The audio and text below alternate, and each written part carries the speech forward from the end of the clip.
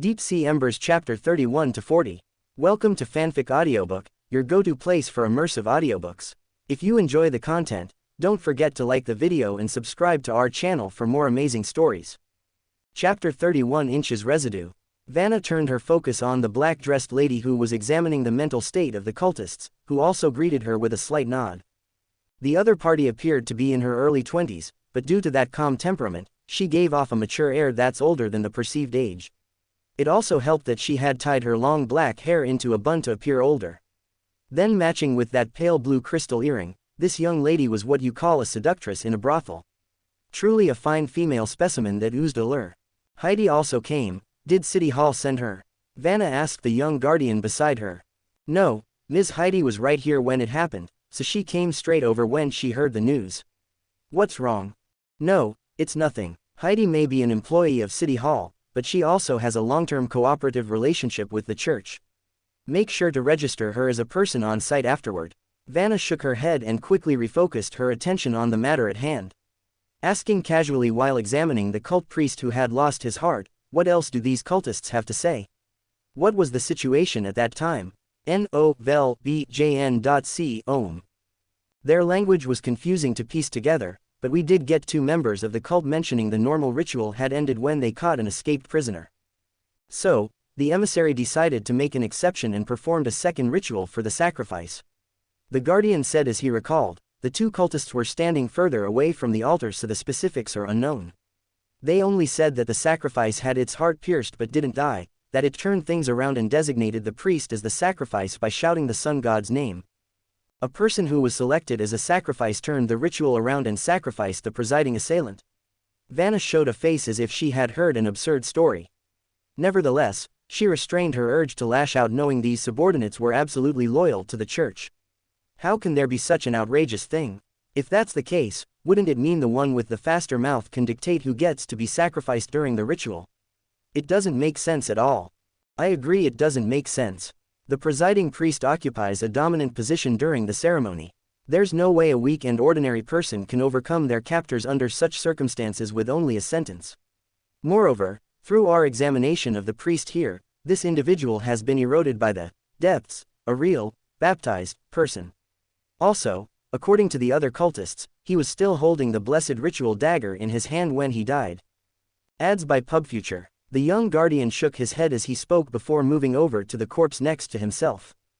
But, look at this, this is the sacrifice that killed the priest. Vanna glanced over to the indicated corpse, which had been entirely devoid of life for a while based on the level of decay. However, it's precisely this level of decay that caused her eyes to sharpen. It was a thin young man, too thin to be healthy, but more than that, the gaping hole around the heart area left her on alert. He has been sacrificed. Yes, this is a sacrifice that has already been sacrificed. Judging by the evidence on scene, plus the confessions we gathered, this sacrifice may have lost his life long before he was placed on the stage. The guardian grew heavier in his voice, so, the real situation at that time was that a moving corpse, in full view of everyone, walked up to this stage and killed the priest in charge. Necromancy. Vanna thought to herself, no, the power of the Black Sun has great constraint on necromancers, and the Walking Dead would never be able to draw close to the totem. Could an anomaly have controlled this corpse? Have you checked the lights around here? She suddenly raised her head and looked at the guardian beside her. Within 500 meters, is there an underground space that's completely lightless?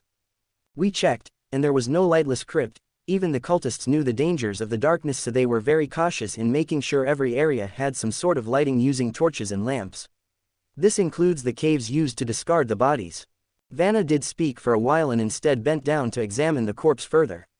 She had no way to confirm the story of what happened, but she could look for clues of outside forces at work here, which she did by flipping open the body's eyelids to peer inside using her powers. Adds by PubFuture. All of a sudden, a glimmering flash seemed to overtake her sight. A spark of faint green fire jumped out of that hollow eyeball. Before she could react, the flame had already drifted out into the air and disappeared from existence. Vanna's eyes flinched out of reflex once she returned to her senses. Then, without hesitation, her hands instantly drew the dagger from the waist and cut down on her index finger that made contact. As a follow-up, she pinned the rune-engraved dagger into the corpse's forehead and caused the body to burst into flames using her holy power. It took her less than a second to complete all this, and at the moment when the corpse was engulfed in the burning heat, she got up and took 2 steps back. Then with practiced maneuver, she took the blessed holy oil from her waist, bit off the cork, and poured the oil onto her wounded right hand.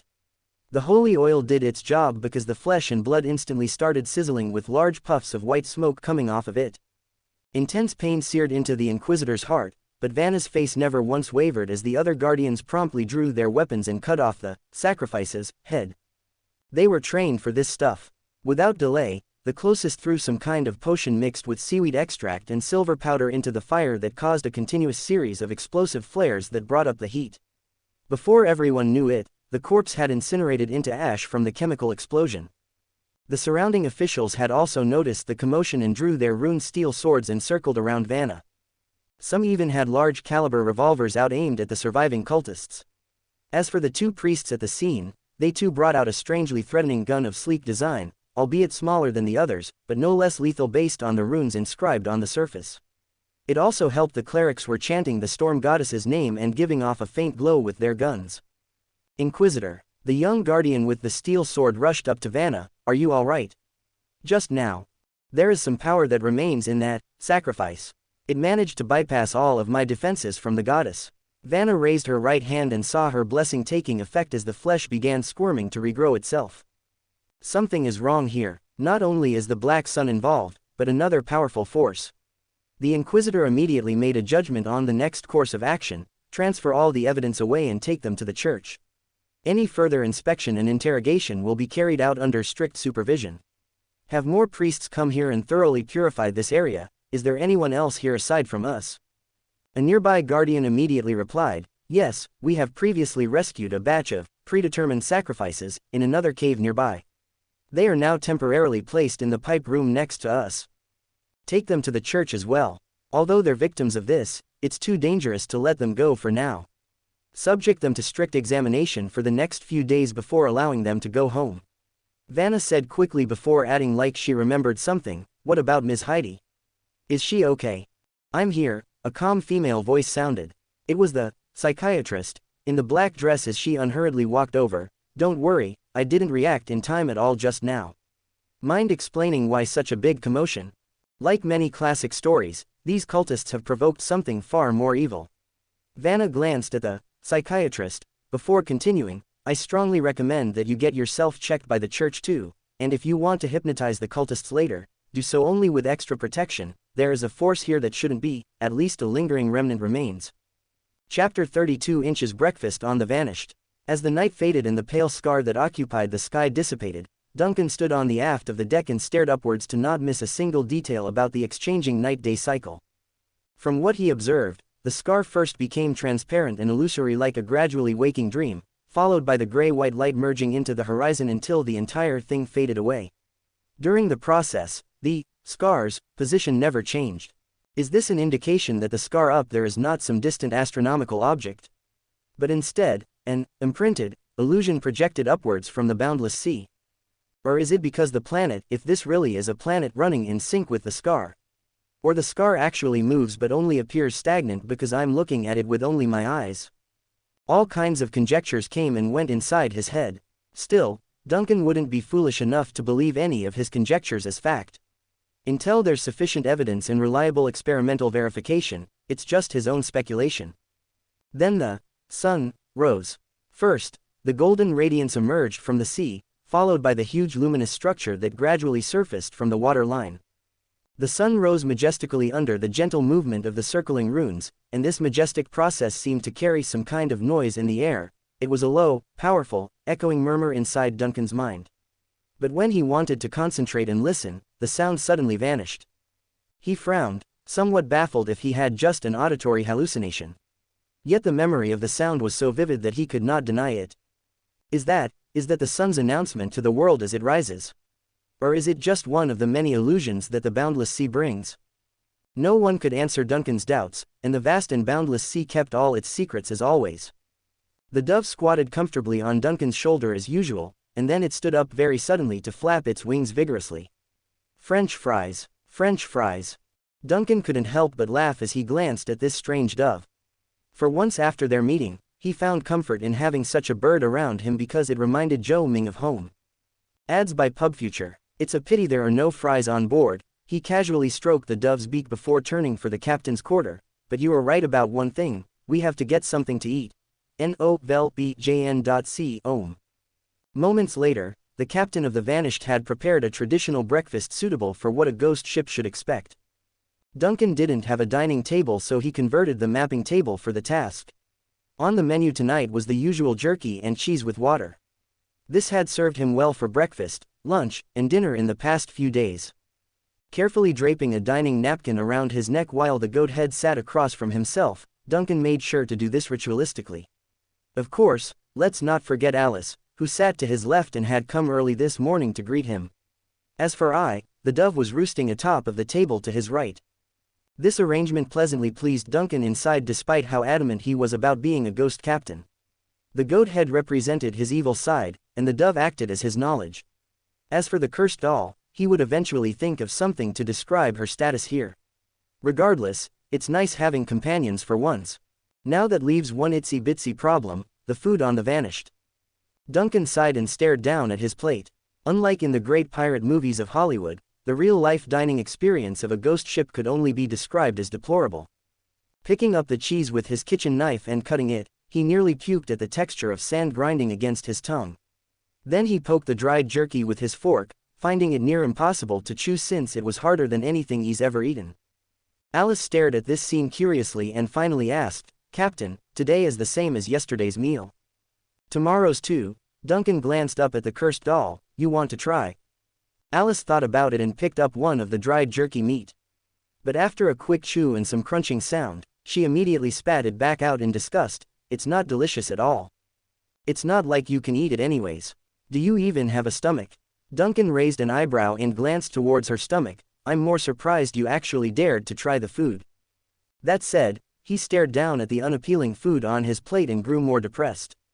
The only edible items that could be found on the ship was this, the taste of the dried meat that's as tough as firewood with a lot of salt. The cheese was easier to chew, but it fell apart like sand and needed water to rehydrate in his mouth. Of course, he tried boiling the meat and cheese together with water, but none of that helped in the flavor department. Ads by PubFuture. The good news was that these foods are not poisonous or mutated in any weird way, but the bad news was that they're still very much undesirable to eat. In fact, Duncan had every reason to believe this cheese and jerky had an age span far older than himself. For one thing, he never tried a cheese that's as nasty as eating sand nor a jerky that could be used as a weapon. Sure, he didn't need to worry about catching scurvy on this ghost ship, but Duncan still wanted to lean on a healthy diet. At the very least, the food being as young as him would work too. It's then the plan of resupplying the ship and exploring the world resurfaced in his mind again. Sadly, these two goals are not achievable in the near future. Duncan sighed and continued to cut the firewood on his plate using the posture of someone seeking revenge. Insufficient crystal ore reserve. I suddenly poked her head over and pecked the jerky to make a metallic sound. Pricking an eye up, Duncan glanced at the dove and casually crumbled up a cheese corner and threw it over. With another peck of the beak and a swallow, I abruptly went stiff and dropped dead like she's been poisoned. This clown show lasted for no more than 5 seconds, but it was this 5 second of delay that the dove went crazy over. Flapping her wings wildly, I made a jolt for the nearest shelf before speaking in a depraved and outraged voice. "I would rather starve today before eating that." That actually hurt a bit since it's so true. Perhaps the statement offended the goat head, who had remained quiet throughout, but the statue had clearly reached its limit and started making that creaking wood sound. "Go ahead and say it." Duncan gives in and lifts the ban with his order. "Yes, Captain," said the goat head, who finally got to talk from the gag order. "I have wanted to ask this since yesterday. This bird you brought back is called I, right? How come I can't understand what she's saying? Like that phrase about charging Q coins, what does it mean?" Duncan immediately raised an eyebrow because he didn't expect the goat head to hold back until now to vent this question. Talk about restraints. You don't have to care. Her thinking is weird, so there's no need to understand. Duncan did not stop the carpentry work in his hand and spelled out the excuse he had made up during the night. It seems to communicate with people in a language that only it can understand. If you listen to her more often, it's possible to make a good guess approximately. Is that so? The goat head pondered the idea, but I always feel as if there's some kind of logic hidden in her words. It is as if there is a complete, self-consistent set of patterns hidden behind the language. Did you discover I during your walk in the spirit world? Could it be some kind of projection from the depths? You know it too. The deeper you go, the more likely it is to see a projection from some misplaced time and space. This may include some lost civilization, or a fragment of the future, and even a world entirely somewhere else from our own. The cutting work in Duncan's hand paused for a moment in a magnitude that was imperceptible to the naked eye, and then everything went as usual while he spoke in a flat voice. Then I pray for you to summarize the logic behind I's language soon. The words of the goat head may be a casual guess, but the information revealed in it inevitably made waves in Duncan's mind. My soul got closer to the depths of this world. The deeper I go, the more likely I will encounter projections from space and time. Some could even be from different timelines. Duncan didn't see any scenery in different timelines when he spirit walked, but the goat had guessed one part right. I had come from a different place. So, did Zhou Ming of Earth bring this dove into the world, or was she from the deeper parts of this world to begin with, like the goat had said? Chapter 33 Inches Fish. After a not-so-satisfying breakfast, Duncan's mood did not improve. Instead, he became slightly irritated due to the information inadvertently leaked by the goat head. He looked at the dove, strolling on the nearby shelf, and found his wild thoughts getting more and more outrageous. Duncan had always believed that this dove, full of earth words, had been born because he had the soul of an earthling that activated the brass compass during the spirit walk. But what if this was not the case? What if, as the goat had said, the dove was just some kind of phantom coming out of a deeper place from the depths? That it's a coincidence that I's hanging around. If going by that logic, wouldn't the earth words coming off of that beak have nothing to do with Zhou Ming of Earth, but a projection of the history from this world itself? The possibility behind this theory unsettled Duncan. Need me to wash the dishes? Interrupting his train process was Alice, who had gotten up after breakfast. Scratching her hair in an embarrassed manner. I think I should find something to do since I'm aboard the ship now, otherwise, I will feel like a freeloader. But you don't eat at all, Duncan reminded her. It's good that you have that in mind though. Take the dishes to the water room and discuss it with the sink. If it doesn't mind, you can go ahead and wash the dishes. After saying this, he stood up without waiting for Alice to answer. Then commenting before heading outside, I will go and inspect the deck. If there is nothing else, do not disturb me. The dove strolling about on the shelves flew over to Duncan's shoulders then and left the room as well, leaving Alice at the mapping table with the goat head staring back. Ads by PubFuture. Isn't the captain in a good mood? After a moment's hesitation, Alice carefully asked the statue. The goat head replied in a deep voice, the captain's mood is like the weather of the boundless sea, don't speculate, just accept. Without waiting for the goat head to go on his run-on speech, Alice quickly continued, by the way, just now, the captain said to discuss it with the sink. How do I ask? Simple, you go wash things, and if you get splashed with water, it means that the sink doesn't like you. Speaking of which, do you know how to wash dishes? If not, I have some theoretical experience. Before letting things get out of hand, Alice quickly packed up the tableware on the table and rushed out the door while shouting, no need, I will learn on my own. Thank you, Mr. Goathead. Goodbye. Silence returned to the captain's room, leaving only the black goat head on the table staring blankly in the direction of where everyone ran off to. How good it is to have legs. The statue sighs at his own misfortune. Then its gaze returned to the chart at hand, where the fog around the vanished was still dispersing steadily. He's been charged with the helm by the captain, and the goat head had every intention not to fail. Under the precise control of the driver, the large and living ghost ship deftly adjusted the angle of each sail as it loafed along the waters. During this, the goat head never once stopped humming his pirate tune. Raise the sails, our sailor ye be leaving home. Wind, waves, from death we be only a plank away. Toss those anglers, widen the masts, tie the ropes, ahoy thay ship. We be coming for treasure. Ads by PubFuture. Stay away from the fish, farther away from thy fangs, as sailors want to live. Stay away from ye murs, further away we sail. Peace to our souls. Meanwhile, Duncan had circled around the supply room and kitchen again before finally coming up to the middle portion of the ship. No matter how many times he rummaged through the storehouse, the ship didn't offer anything more than the cheese and jerky. The good news was that he didn't have to eat maggot-infested biscuits like the sailors from those medieval-era stories. The bad news was that there weren't even maggots on this ghost ship to begin with. Putting aside his previous wild thoughts for the time being, he took the quiet eye to the edge of the deck and peered out at the boundless ocean. No matter what, I need to find a way to replenish the necessities on the Vanished. Although I can't put too much attention to the quality of life on a ghost ship, I still can't allow myself to devolve into the barbarism of a ghost. Alice may also need to change her clothes at some point, and there is no suitable dress for that need aside from rags in the cabin. And the Vanished has drifted on this water for far too long. Things could have advanced beyond what the goathead knows about the people on land. Like those revolver guns used by the cultists from the underground sewer, that alone is enough to tell the world as a developing and advanced one. It may be true a century ago this ancient ship might have been invincible, but who knows what could have changed. Perhaps, the only advantage the Vanished has now was its reputation, and reputation doesn't solve problems when in naval combat. Then glancing at the dove on his shoulder. Maybe, if I rest a little today, we can try another spirit walk. Ads by PubFuture. Goo goo. I tilted her head and finally came up with some noise that a normal dove should have. Smiling at this behavior, Duncan suddenly noticed an afterglow from the corner of his eyes. Drawn by the movement, he subconsciously glanced downwards to see what was swimming below in the water.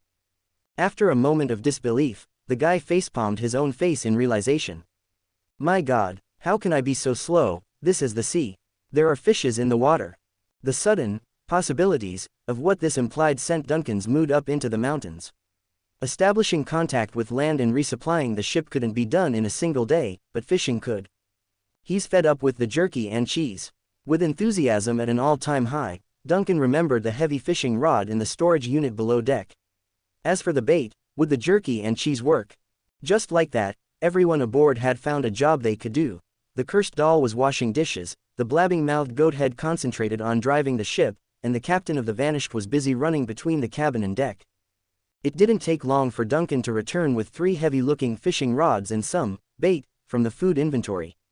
Amateurishly fixing the things to the side of the ship, he quickly tied the bait to the hook and tossed the line overboard. He also moved an empty bucket over to serve as a chair while waiting.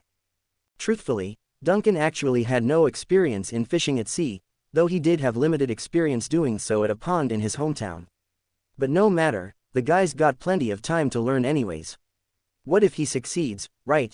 It's a good way to rest before the next spirit walk, and a chance to improve upon the ship's food shortage, a win-win outcome. Slowly but gradually, Duncan's mood returned to normal as he waited for the fish to bite. It does get boring just waiting, especially when the weather shows no signs of a storm coming. Before the guy knew it, he had fallen into a half-dreaming and half-awake state.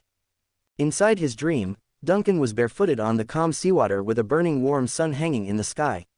Naturally, this familiar sun was the normal sun in his memories. N-O-V-E in .c ohm. Then his attention was caught by the splashing sound of water nearby. It was a flock of little golden fishes about the size of his palm, each spitting bubbles into the air and wagging their tails as if they were swimming in the water despite not. They had circled him to give Zhou Ming a perfect view, those big bulging eyes, fine scales reflecting a wavy pattern, and the opening and closing of their mouths. All he had to say was that they're beautiful and very yummy. Yes, they must be very, very yummy. Chapter 34 Inches Harvest. Duncan awoke from his dream after hearing the sound of waves banging against the ship.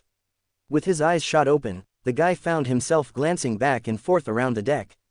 As for the fishes in his dream, he could hardly remember their faces, only a faint thin silhouette and how delicious they must be. Do fishes swim in the air? Duncan blinked in thought. He's got this strange sense of reality briefly intermingling with his own fantasies there. Then as soon as he saw the fishing rods with no sign of landing a hook, he deflated, realizing what had happened. Immediately, he peered out into the sea to see what had awoken him. The waves were getting bigger, and the weather had deteriorated to the point where a storm had started brewing overhead.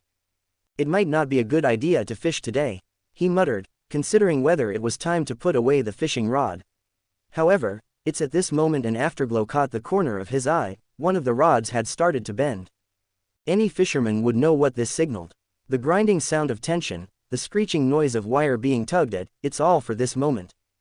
The fish is here, and it's a big one. He instantly dismissed the idea of pulling the rods off and resting. The enthusiasm of a fisherman burned was on fire. Grabbing the tugging rod with both hands, he made sure to lean hard against the sides to avoid falling off. "Didn't I say it? How can I come back empty-handed?" Duncan yelled with excited glee as he mustered the energy to fight this massive prey. It was a difficult fight. Every pull he did got returned with a tremendous tug. No matter how one looked at it, it would appear the guy was losing the fight. N-O-V-E in .c ohm. Eventually, after much frustration and the line near snapping, this ghost captain finally came up with an idea. Huffing steam of pure ego from his nostril, he summons a plume of green fire on his hands that quickly expanded to infect the fishing rod. The green fire burned violently there, shooting forth from the line until it was dead into the water. Before he knew it, his eyes had caught onto what's biting. It's an illusory green silhouette circling around the ship below the waters. Ads by PubFuture. This shadow looked more like a swollen and contracting ball of flesh than a fish from above, almost covering the entire sea surface within a few hundred meters around the vanished. Nevertheless, Duncan didn't have the attention to care about some unknown shadow inside the ocean. He's pulling vigorously and pumping his feet against the side of the deck to give himself maximum leverage. Eventually, the anticipated moment had come.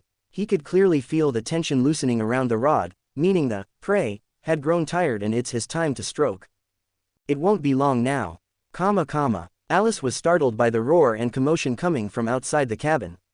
Due to the violent fight between man and fish, the entire vessel shook vehemently with the furniture clanging and crashing around. Thankfully the doll had hands, which she used to grab onto the nearby railings for support. What happened? Initially, Alice assumed the clanging and banging was from the collision just now, but that soon changed when she realized the noise actually came from the items themselves. They were communicating with each other. Sadly, the doll couldn't understand the language. All she knew was that something might be wrong outside. Without delay, Miss Doll decided to go up to the deck and have a look. Through much stumbling and a close encounter with a rampaging barrel that rolled across the corridor, she finally came to the end of the stairs and pushed open the door. Huge waves were battering the vessel. The sky looked dark, inkish even, and the ominous clouds gave off such a condensed, heavy atmosphere that it's difficult to look. The doll didn't know if this weather was typical for the vanished. All she knew was that if she didn't find the captain soon, she would regret it. Thankfully, it took little effort to locate Captain Duncan, who was still at the edge of the deck. Ads by PubFuture. The bad weather of wind and battering waves was certainly a pesky thing, but Duncan, who was about to succeed, only found it trivial and annoying. He's now using the ghost fire, and through the feedback from the rod, his prey has stopped resisting. Just a little more, a bit more, and he would drag this catch right out of the water. "Come on you," he shouted happily. With another hard pull, a giant fish half the size of him directly plopped onto the deck, flailing and splashing about on the wooden vessel. However, instead of joy, he only felt distress at what he saw. It's so ugly. The big game of a fish indeed had an ugly appearance. Instead of a smooth, sleek body, it had rough and bumpy skin with fins that were so sharp and spread out that it's borderline menacing. Then there were those eyes.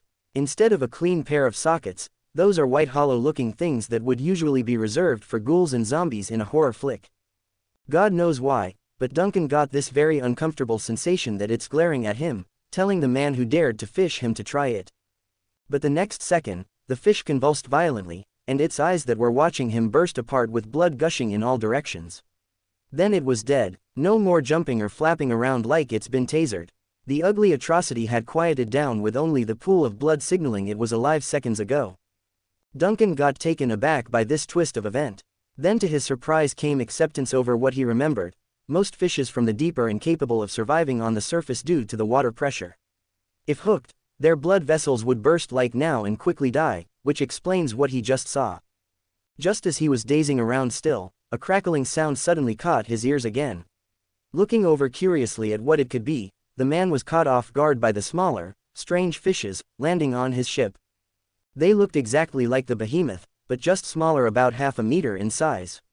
And like the big game, they're all bleed profusely from the eye sockets and about to kick the bucket. Dumbfounded, he took a good moment to react. Jesus, buy one get a dozen.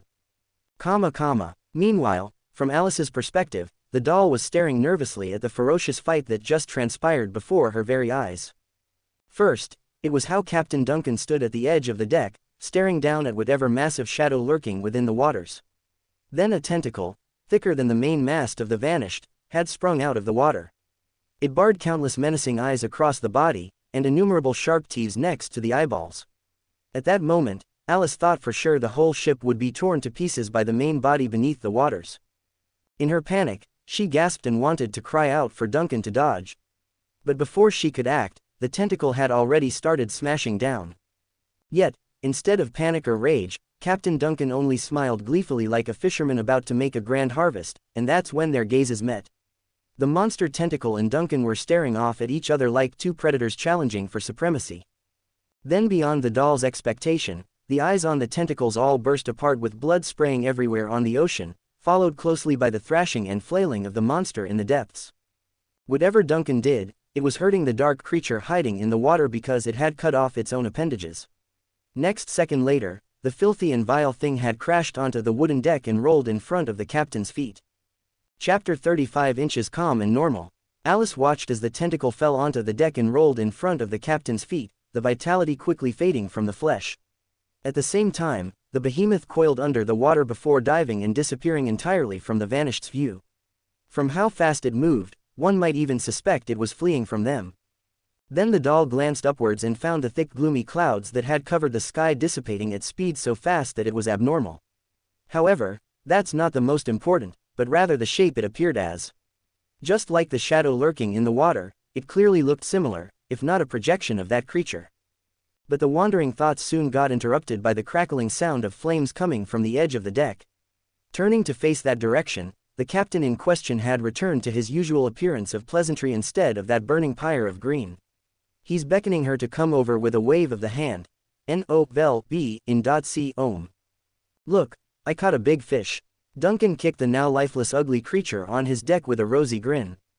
Big fish, Alice sluggishly replied as she glanced down at the lump of flesh and bloodied eyes on the floorboard. No matter how she tried to match the idea of a fish to this thing, it simply didn't add up with those sharp, glowering teeth and menacing eyeballs. Worst of all, the kick indirectly made half of those eyeballs blink, which freaked the daylights out of the doll. Yes, big fish, said Duncan cheerfully as he pranced like a child. You see, it took a lot out of me to get this thing aboard. Although she was only a puppet, Alice still felt as if there were muscles in the corners of her eyes that shuddered over what she just heard. Her mouth moved in an attempt to object, but she simply didn't know how to correct the captain on this topic regarding that fish at Duncan's feet. Sure, it's taking the shape of a fish now after being cut off, but the blackish-gray potholed skin was still gross. There are also the many little fishes scattered around the deck.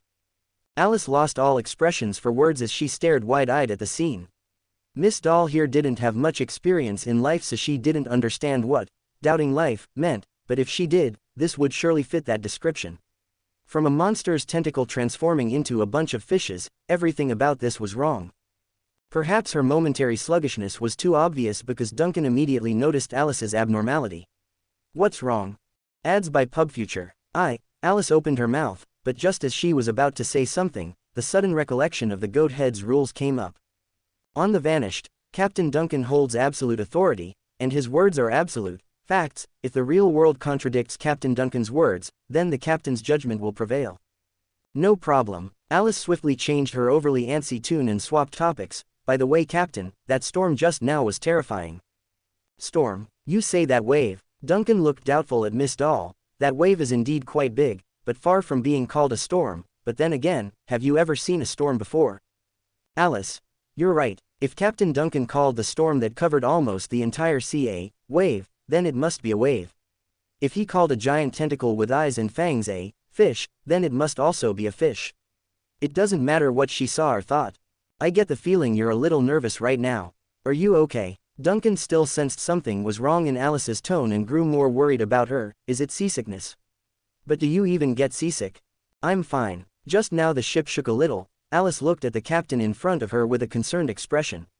She didn't know whether to feel at ease or more afraid toward this man. By the way, what are you going to do with these fishes? Does this still need to be asked? Duncan burst out laughing. Of course I'm going to eat them. Alice's expression became momentarily stunned. Eat? What else? Didn't you find the food stock on the vanished too bland? Duncan obviously sounded pleased with himself. I'm going to fillet one right away. We can stew, grill, or even dry the smaller ones with salt.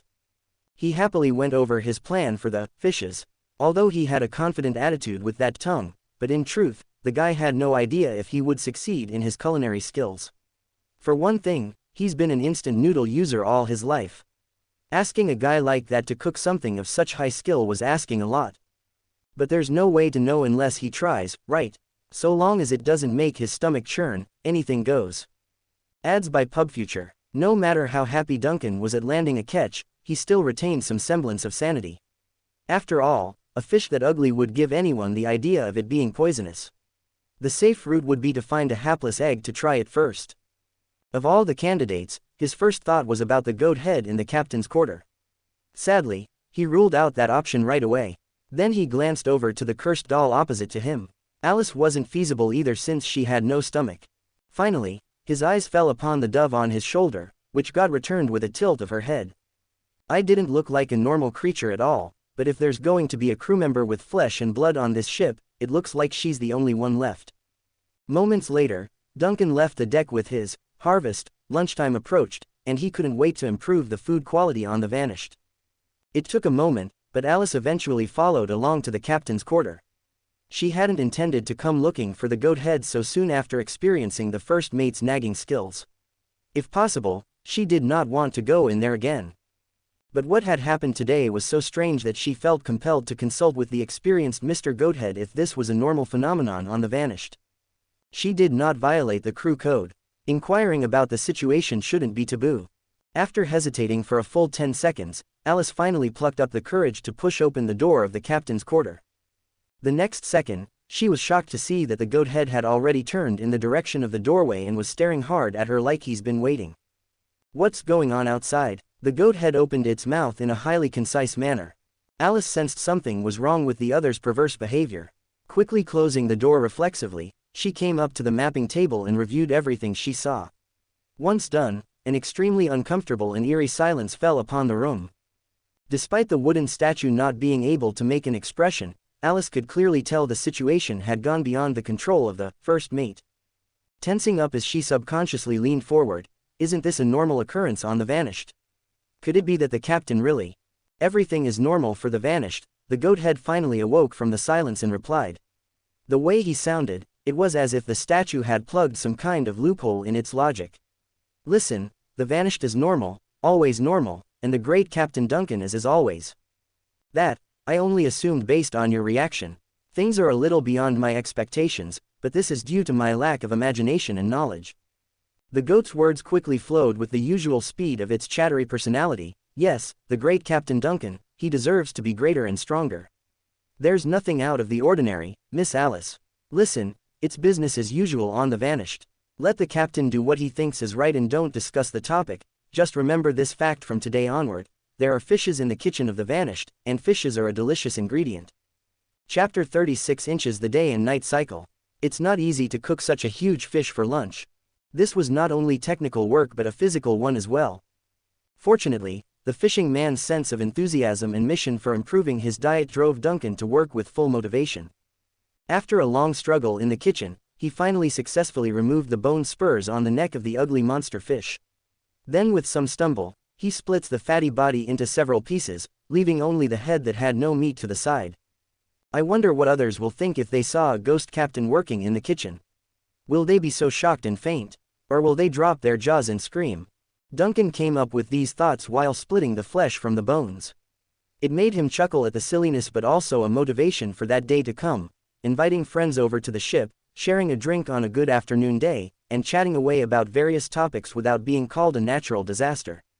That's the type of life he wants, not this lifeless solitude by himself. N.O.V.L.B. in .c. Ohm. After a simple cleaning of the catch, Duncan temporarily puts most of the fish into a barrel covered with sea salt before pushing the container into the warehouse. As for the remaining smaller fishes, he's going to process them later by marinating and drying them against the breeze. Unfortunately, no alcoholic spirits were found on the ship, otherwise, the fish could have been handled with more means. It's certainly a good thing to have fresh fish to eat every day, but Duncan knows that fishing depends on luck. Today's harvest may be good, but the next time may not. It's not like he's going to know how to process the excess ingredients every time as well. After all, he had no means to verify if the jerky and cheese in the inventory were special, or that the vanished was doing the preservation with its ability. Also, he's not going to take a gamble on the hard-earned fishes by letting them go bad. Dried fish still tasted better than jerky and cheese from a century ago. Ads by PubFuture. Tossing the most tender pieces of fish into the simmering pot along with a piece of jerky, Duncan's going to stew this until the meat falls apart. Any real chef would lose their mind by now after witnessing the guy's sinful creation. The most tender parts of a fish should be moderately fried to bring out its natural flavor. Duncan knew this as well, but he had to do this to ensure it was safe to eat. Catching unknown things from the sea carried a risk regardless of the water quality, like parasites for example, or naturally toxic flesh of the fish. By fully cooking it to mush, this risk would be minimized to the lowest. Whether or not a ghost captain would be affected by these risks was another thing entirely, and he didn't want to test that water. After almost spending the entire afternoon away, Duncan finally got his belated lunch ready, a bowl of fish soup. But before he could poke his fork into the flesh and savor in the flavor, he blew it cold and placed it before I the dove. Of course, doves don't eat meat, but I could hardly be said to be a normal bird. Duncan needs to satisfy his curiosity, and he has so many things to try on the vanished. As for what to do if this abnormal dove gets poisoned, he also had a plan in mind. First of all, he handled the ingredients as much as possible, and letting I try was only a formality. Secondly, if I's situation really does take a turn for the worse, he could immediately use the green fire to pull her back into the spirit form. Once in that state, decomposing her body and reforming it would be simple. In any case, the toxin would have no effect. I tilted her head to watch Duncan's gesture, and after confirming that the piece of fish was for herself, she pecked at the table and then glanced up to the ceiling. "Are your melons ripe?" "Duncan, just say you will eat it or not." I flapped her wings and copied Duncan's tone, "Just say you will eat it or not." Then it lowered her head and pecked at the already cold fish. At a surprising speed, she unceremoniously wiped out the food so fast that it's unsuitable for a bird. After eating, I stretched her neck vigorously and then hopped around on the table with a pleasant air. "Tasty. Tasty." Duncan appeared stunned before sighing inwardly over the bird's behavior. After a while, he relaxed and began to dig into the meal with his pet, and indeed, it's very tasty as Duncan had imagined. As the setting sun draws closer to the walls of the city's edge, things were as usual with the towering chimneys, pipes, and towers of the city-state of Plan being bathed in the setting golden glow of the evening. There are chimes from the storm cathedral, the whistling of steam valves releasing their pressure after the factory closes, and the people returning to their homes to settle for the night. They all know, the exchange of day to night has begun, and the influences of the depths are coming. Thankfully the effects are mitigated if one stayed home and kept to a brightly lit place. Gas lamps blessed by the clergy would effectively dispel the malice lurking in the shadows. In any case, the Holy Storm Cathedral would continue to watch over the city-state of Plan during the time where civilization was at its weakest. Though there's the occasional anomaly appearing in the city's premises at times, but those are usually small and harmless problems. Of course, there are always going to be fools who yearn for the darkness even under the watchful eye of the church. These are the idiots of society, the deplorable ones who drove themselves into a frenzy for a glorious age that's yet to come. Fortunately, in the city-states where the forces of order dominate, these subversive individuals often only manages to spend their time curled up in the shadows. Like tonight, in the abandoned sewers of Plan, several figures in black hoods are doing just that, curling up in the corner of a forgotten room and cursing at their luck. Damn those church hounds, a weak and confused-looking 30-year-old man was lying on the ground with his rags.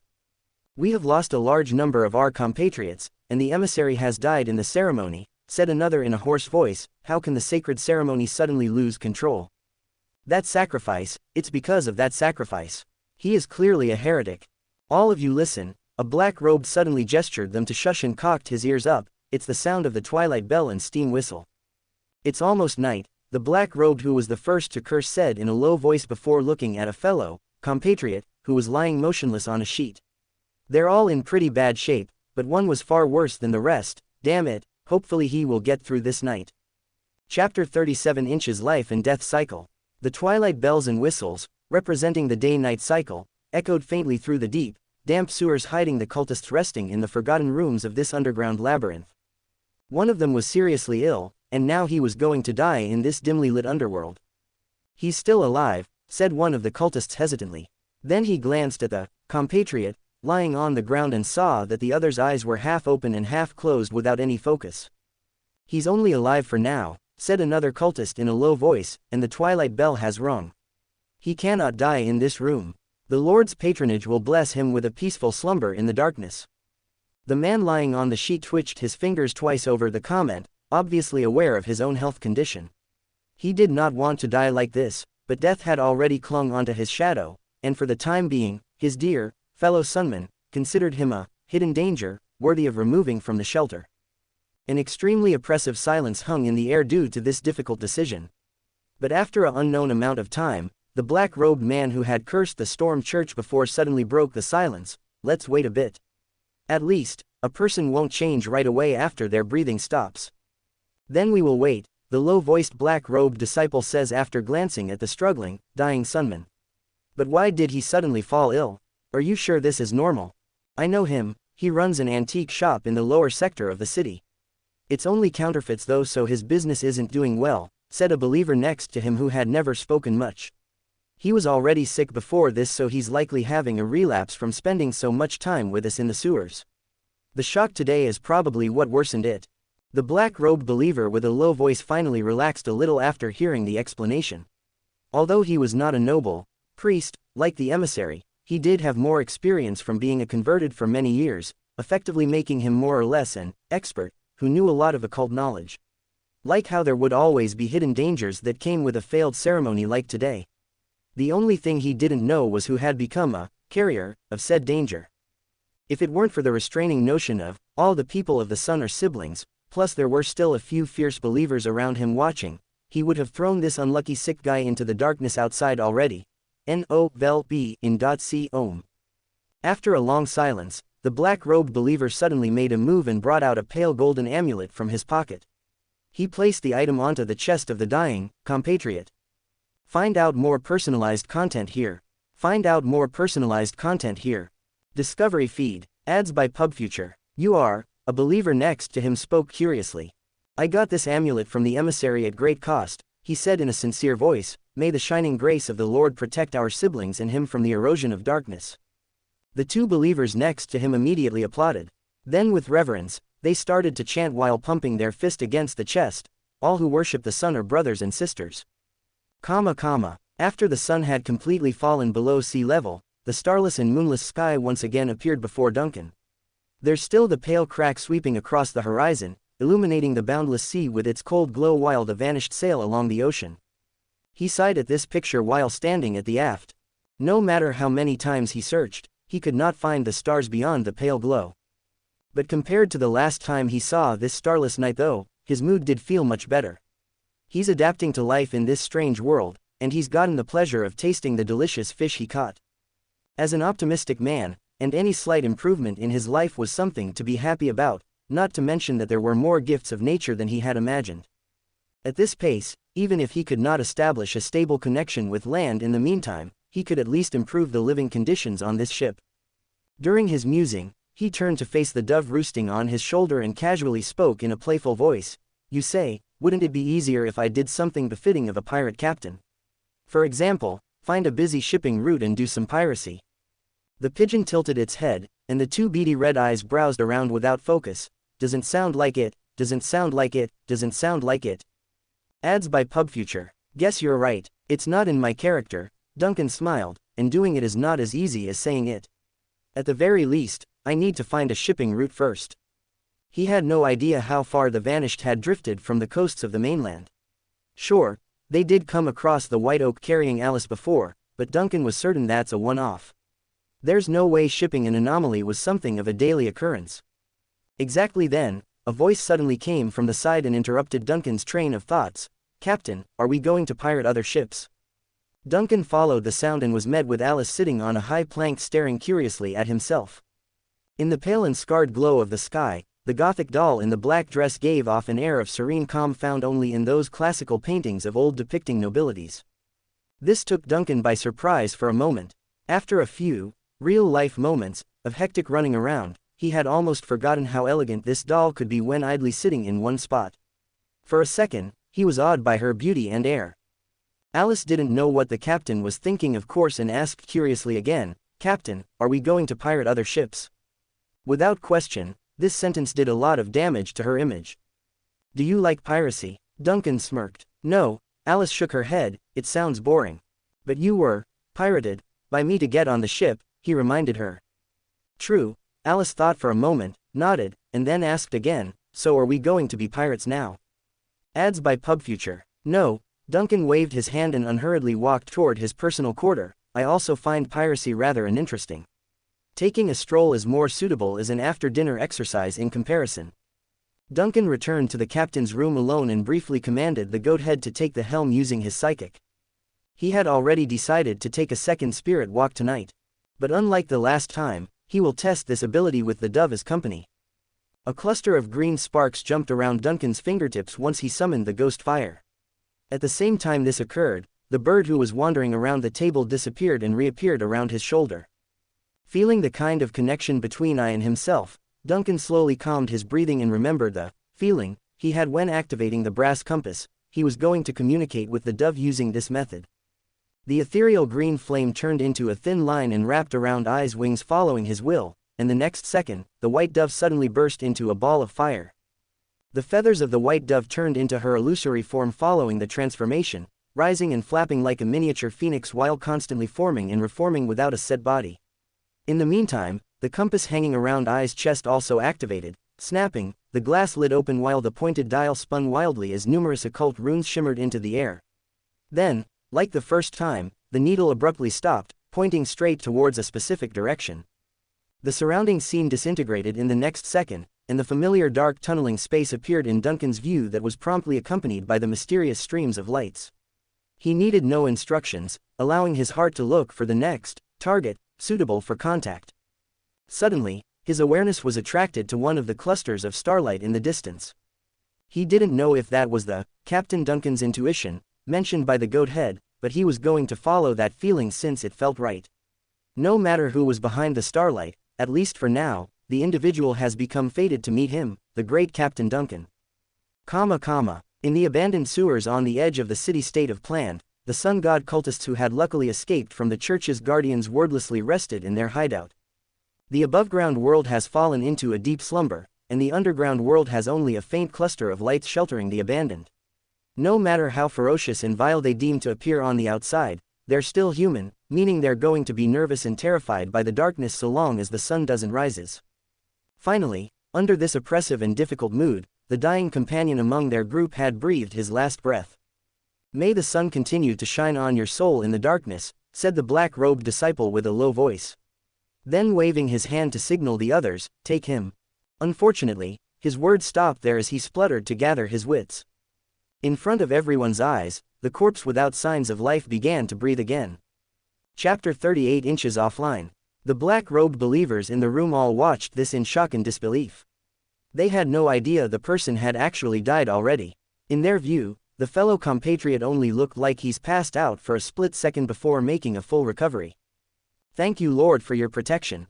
A younger black-robed believer finally reacted and couldn't help but praise excitedly, "You survived. I thought you would." "Wait, this isn't right. Back off." The low-voiced believer who was most skeptical suddenly raised a hand to halt his brethren to back off. At the same time, he glared daggers at the newly awakened man, his breathing clearly stopped for good. "I am not mistaken, something is not right." Duncan finally adapted to the surrounding environment after the initial daze. He could see the group nearby, and for the first time, he's thinking WTF due to how familiar the environment was. The spirit world should be random, and when he chose the target, he was completely following his intuition in the chaos. The fact that he ended up in the same place with these cultists are beyond lucky at this point. Then he noticed the strange looks coming his way and the black cloak on himself. After 2 seconds of silence, he now understood what's happening. Last time he was sacrificed by the cultists, and now he's actually a cultist. Talk about being fated. Ads by PubFuture. Something is not right. Just then, a low, hostile voice interrupted Duncan's chaotic state of mind after awakening. Following the noise, he was immediately met with a pair of vigilant eyes gleaming warily at himself. Duncan was stunned over the hostility, then realized he might have possessed a corpse like the last time. "Oh wow, I just did an undead rising right in front of these cultists." After connecting the dots, the nervous tension from these black robes made a lot of sense then. Quickly working the brain to come up with an excuse, he was ready to explain when a burst of fragmented memories vaguely surfaced from within. It's his name, how he joined this cult, and why he drank the blood of the innocent to gain the sun's blessing. Duncan didn't know how long he fell into that sluggish state, perhaps for only a second, but he felt sorry for this body's original owner. No doubt, it's a hateful yet pitiful life story. Then it dawned on him. Unlike the first spirit walk, he was able to read the life story of whoever he possessed. N-O-V-E in .c ohm. A new ability, but why? Is it because this corpse is still fresh, or is it because of I's connection this time? Not dwelling on the discovery, Duncan slowly got up from the floor. He knows, whatever the reason it might be, this was not the time to relish on the issue. There are still the nervous-looking cultists in front of himself that needs handling. With Duncan's movement to get up, the cultists also backed off with one raising a blade in a defensive position. Don't move. Tell me, what is your name? Ads by PubFuture. Ron. Duncan replied naturally, Ron Strian. His name is Ron. A young black-robed believer on the other side immediately confirmed to the leading cultist. However, the wary cultist did not let his guard down and continued to stare daggers at Duncan. Then chanting a spell using a devoted voice, in the name of the sun, may the glory of the Lord shine, and in the name of the sun, may the blessings of the Lord come. Listening to the sudden insanity of the cultist on the other side, Duncan just stood there in stunned silence until a burning sensation locked onto his chest. He subconsciously pulled out the thing under his shirt and found it to be a golden talisman of the sun. It's radiating a strange heat from the surface. Then without warning, the talisman suddenly burst into flames that's full of malice. The glory of the Lord is eating him. Seeing this scene, the cultist who had just recited the prayer reacted instantly and shouted, his soul has been replaced. Kill this heretical filth. The other cultists moved noticeably slower, but they did not hesitate to draw the short swords from their waist to attack. Kill him.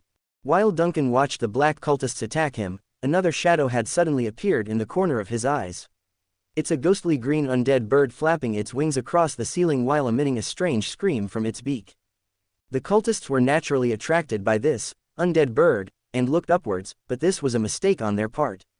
In real time, their bodies started to overlap with the shadows, fading and blurring between reality and darkness until they were frozen to the spot. With great horror in their eyes, they watched as the undead bird eventually circled around them to land on Duncan's shoulder. Then, with even greater shock, the sun amulet, still burning yellow in the man's hand, had snuffed out to be replaced by a ghostly green flame like the undead bird. Pleased by what he's done, Duncan gradually came up to the frozen cultists and said the most terrifying words possible, if only you had pretended not to know anything. The next second, the figures of the cultists flashed violently in midair like fireworks at a party until they too were gone from existence. Aya, the page is missing. Try refreshing. I randomly chirps this while still in her ghost form. Chapter 39 inches. The captain's on land. Duncan didn't understand the logic behind the cultists disappearing before his very eye. All he knew was that this was I's ability. After a few seconds of confirming that the cultists really couldn't come back, he turned his head slightly and asked the dove on his shoulder, where did you send them?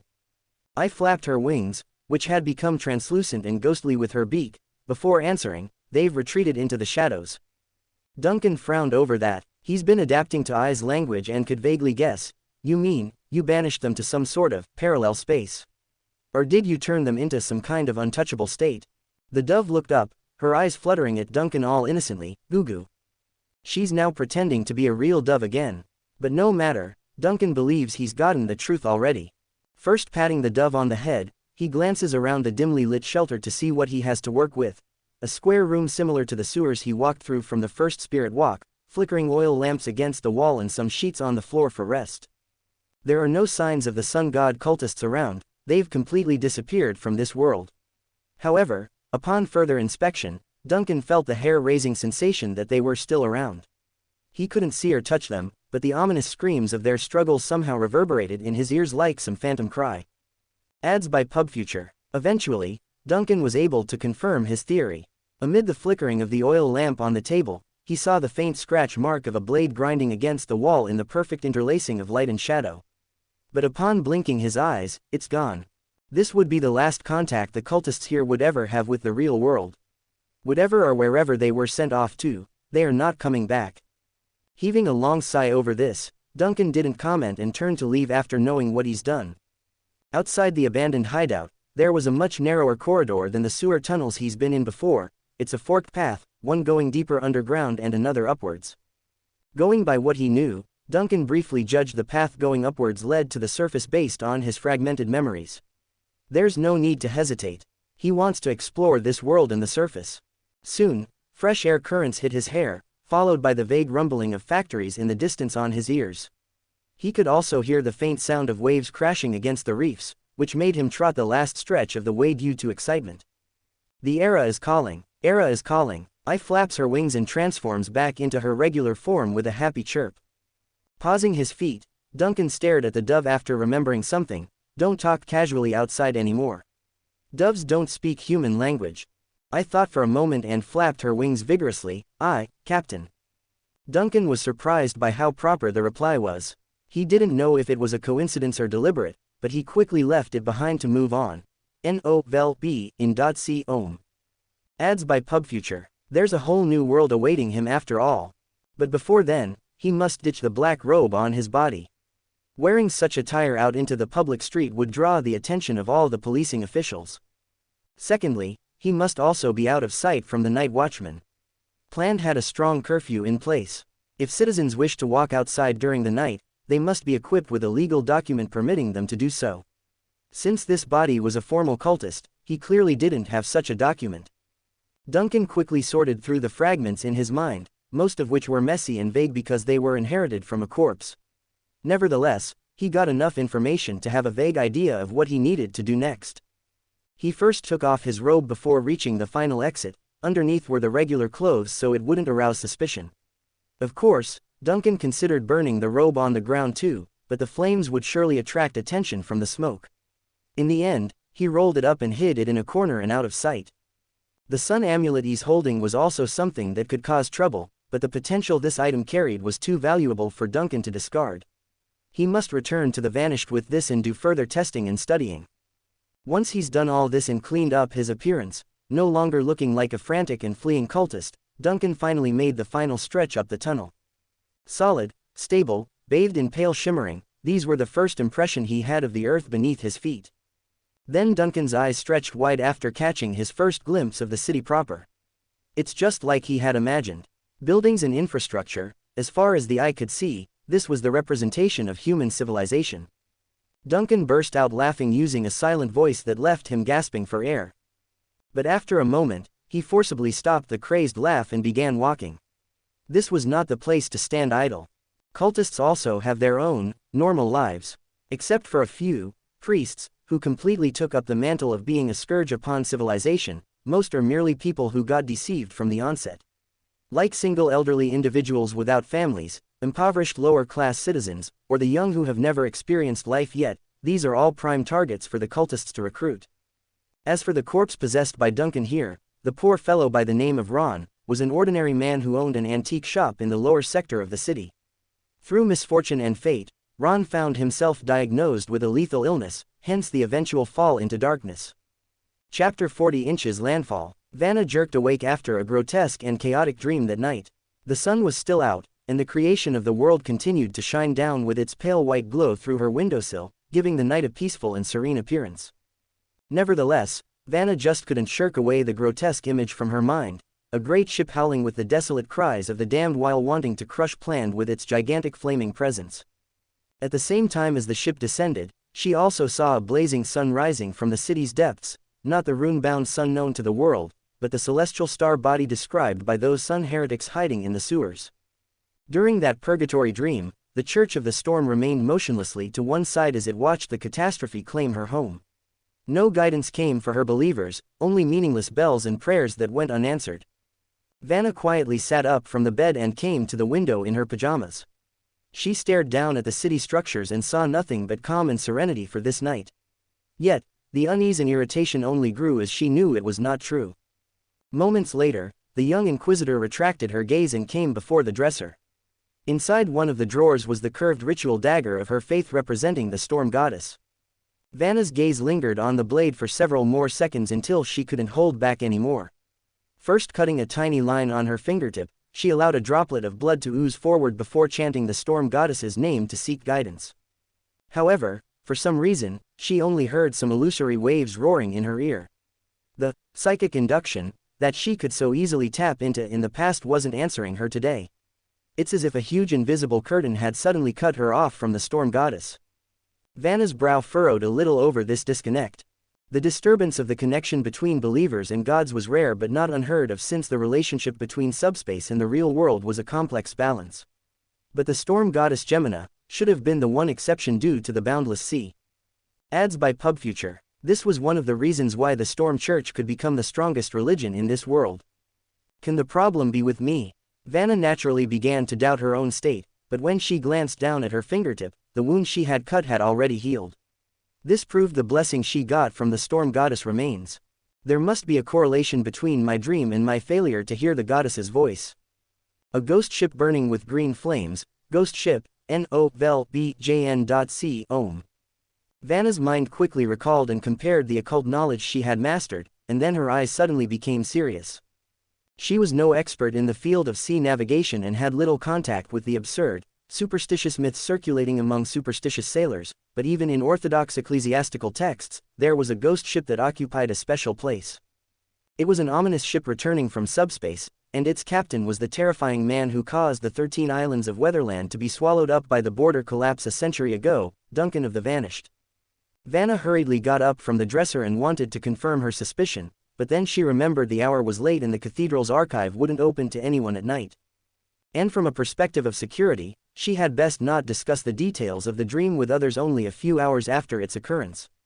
After all, it only takes that much to create a connection with the Captain Duncan and allow an opening for him to return from subspace. The most consistent and safe way would be to wait patiently. Once the sun rises and regains its dominant place in the world, any connection established by the dream would wane and dissipate. From that point onward, she would consult the relevant information in the archives or seek the church's archbishop for advice. Ads by PubFuture. In any case, she must do all that she could to stop that legendary ship from making landfall unplanned. As its protector and citizen, Vanna had every duty to do so. A tall, thin black figure quickly swept through the deserted streets of the downtown area and left only a brief glimpse of his shadowy silhouette behind.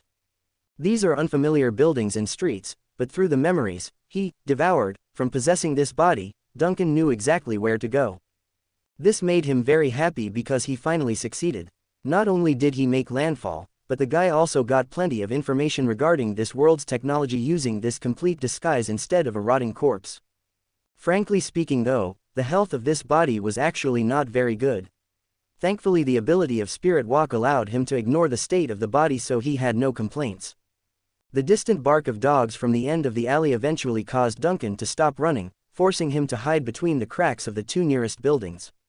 He didn't know if these were patrol dogs led by the church night watchman, but it's better to be safe than sorry. Eventually, the noise died again as the steampipes quietly whistled its exhaust into the night. Duncan stepped out of his hiding place and carefully observed the streets for any hidden dangers. Then through his memory, he kept to the left side, knowing the house to the right tended to rouse attention due to its occupants being drunks. Between a row of low, 2- or 3-story buildings, he eventually arrived at a shabby old building with a dirty sign hanging on its front. This building had clearly been mishandled because the window was filthy dirty, barely able to peek inside due to the grime, but it was home nevertheless. Ron Antique Shop, Duncan muttered in a low voice, what a simple and direct shop name. When finished, he searched for the key through what little he recalled. After rummaging around the entrance, he eventually found the spare key hidden under the windowsill. The body's original owner had done the homework to avoid being caught. Like taking a key that could identify himself as the owner of this antique shop, for example. Quickly pushing the key into the door hole, Duncan easily slid inside with a small crack and closed the door behind himself. Despite his best effort to be incognito, the old wooden slab still made quite the slamming sound in the dead of night. Thankfully he's inside now, safe and away from prying eyes.